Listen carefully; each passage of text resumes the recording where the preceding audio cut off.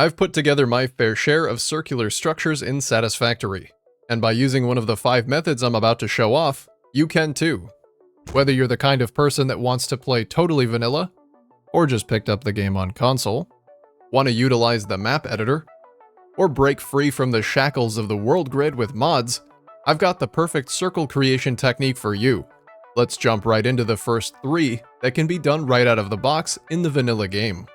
The foundation method is useful if you want to make a complete circle out of foundations, and you already know where you'd like the center of that circle to be.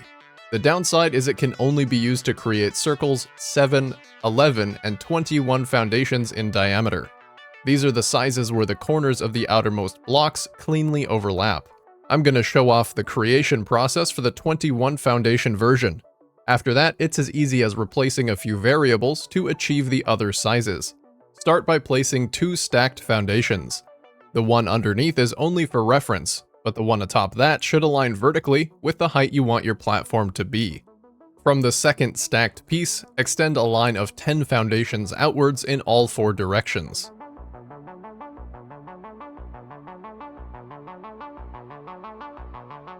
Next up, delete that center foundation. You may also find it easier to delete one foundation in every direction, as it makes the placement of future pieces easier to see. Go ahead and get ready to replace the one you just deleted, only this time hold down your snap to grid key. By default, it's Control, and scroll your mouse wheel. Each click is equivalent to a 5-degree rotation. For the 21 diameter circle, you'll only need to rotate a single time. Place down your rotated block and zoop outwards from that one as well. 10 more blocks in every direction. Keep on repeating the central piece rotation and subsequent foundation zooping until your circle is complete. There are 2 variables you can easily change to achieve additional circle sizes with this method: how far you zoop outwards from that central block, and how much you rotate the center block by every time you place a new one down. To achieve the 21 diameter circle, I zooped by 10 and rotated each new center block by 5 degrees, or 1 rotation click. For the 11 diameter circle, you'll want to zoop 5 blocks out and rotate 10 degrees, or 2 clicks. And for the smallest 7 diameter circle, zoop 3 blocks out and rotate 15 degrees, or 3 clicks. The next method I have for you is the Catwalk method. This one's not so good at creating complete circles, as you can only use it to create them with a foundation diameter of 11. However, this method allows you to start along the circumference of the circle, meaning you can use it if you don't know where the center of your circle is supposed to be, or if it's inside a wall. And it's great for adding gentle curves to roads and pathways. You'll want to start by placing a foundation where you'd like to begin adding your curvature. This will be foundation alpha. From there, place a line of 5 foundations forward. Then, from the final foundation in that line, place a second stretch of 5 foundations in the direction you'd like your curve to go. Next, delete all but the first and last foundations. The last one will be foundation beta. Coming back to foundation alpha, go ahead and place a catwalk intersection piece along the side, opposite the direction of your desired curve. While aiming a second catwalk piece like so, hold the snap to grid key and scroll your mouse wheel 1 click so that the catwalk rotates towards foundation beta. Place down a foundation aligned with the second and third catwalks. Repeat the placement of rotated catwalks and aligned foundations until you've placed a total of 4.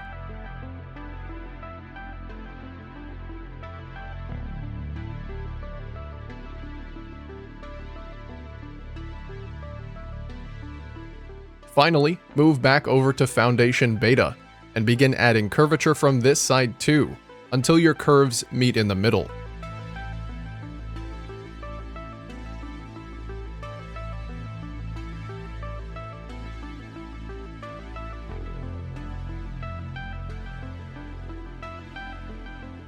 This method does leave a small gap between the middle 2 foundations, but this can easily be covered up with walls or pillars. The next method I have for you can assist with making circles out of pillars instead of just foundations. These can be constructed horizontally or vertically. I think many others, originally learned this method from an avid community member named Pobkac, so the method is named as such. If you would like to check out his initial video from a few years ago, or find him on stream, I'll be including those links in the description. He's still cranking away making some insane things with this tech that I won't pretend to understand. But let's get into the method.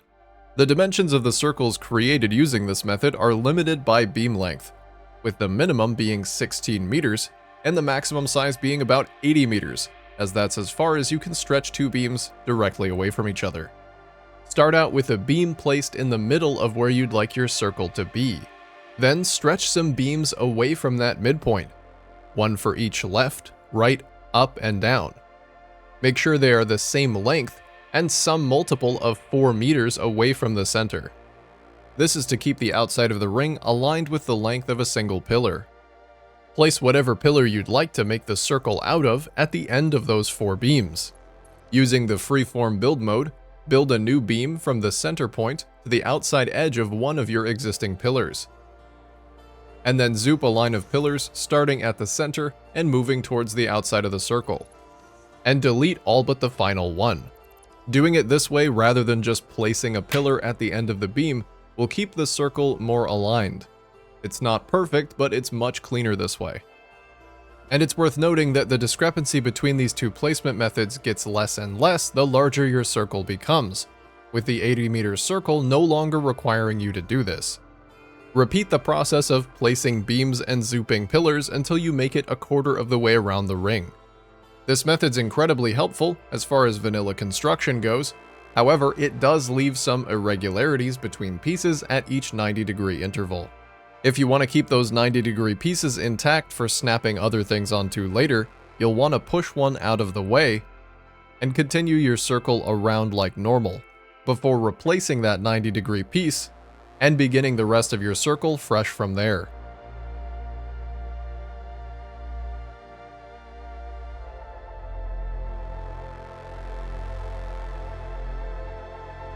Continue around the circle until you have as much curvature as you'd like.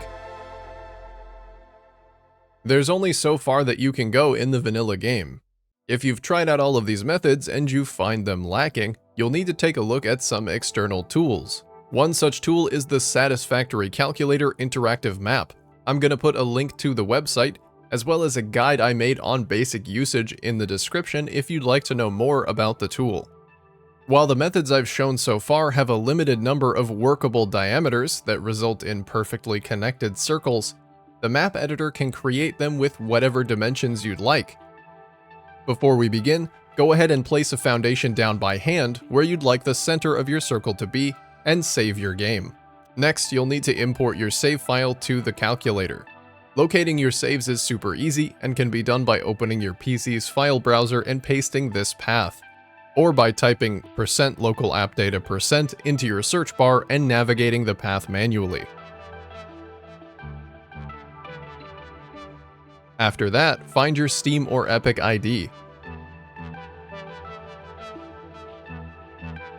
Take your save and drag it here. Once you've imported your save, you'll need to locate and isolate the foundation you placed before.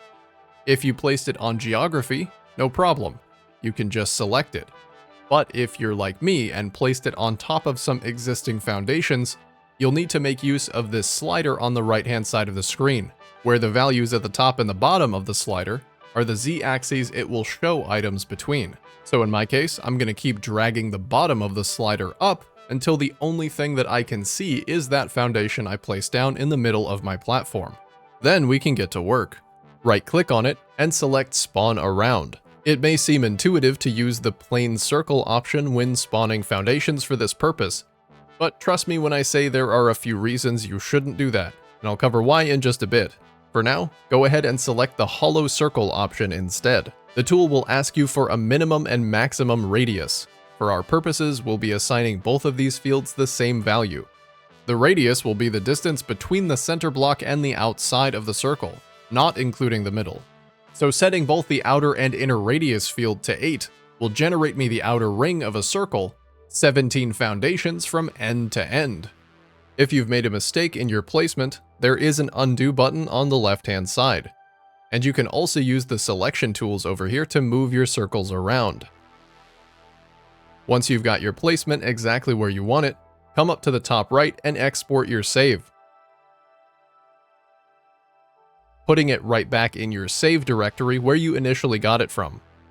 Loading up the new save appended with _calculator, you should see a new addition to your world. The final step is, annoyingly, to fill the interior of the circle by hand, one line of foundations at a time, as the plain circle tool, which is supposed to do that, will generate the same outer ring and fill it in for you, but foundations created using this method are not aligned with those along the circumference, making machine and belt placement really annoying, and will also cause unsightly gaps between those foundations. The final method I've got for you is the Curve Builder mod.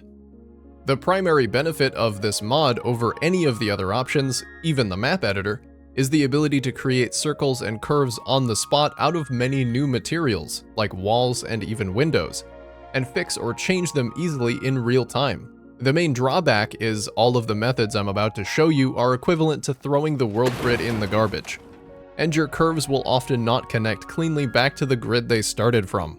So long as you're okay with that, it's still an awesome tool to have on hand. The mod functions by adding an alternate build mode you can cycle to, just like changing from default to Zoop. Once you've selected it, you'll get a small context menu on the left side of your screen that gives you information about your current sub-mode. So the first one I wanted to show off is Circle Mode. It will place a hollow circle around a central foundation. You can adjust the diameter of the circle in real time by pressing plus or minus, and you can make them out of much more than just foundations. Walls, catwalks, and pillars are all on the menu. Since these circles don't align with any grid, I usually reserve them for freestanding structures where that doesn't matter, or to get a quick idea of what a circle might look like in an area, only to come back later with a more permanent solution. Next up is the Zoop submode. This one allows placing multiple items in a row along a curve. Gone are the days of making curves limited by vanilla rotations. This is great for following geographical contours and getting that perfect road angle that wouldn't quite be possible in vanilla.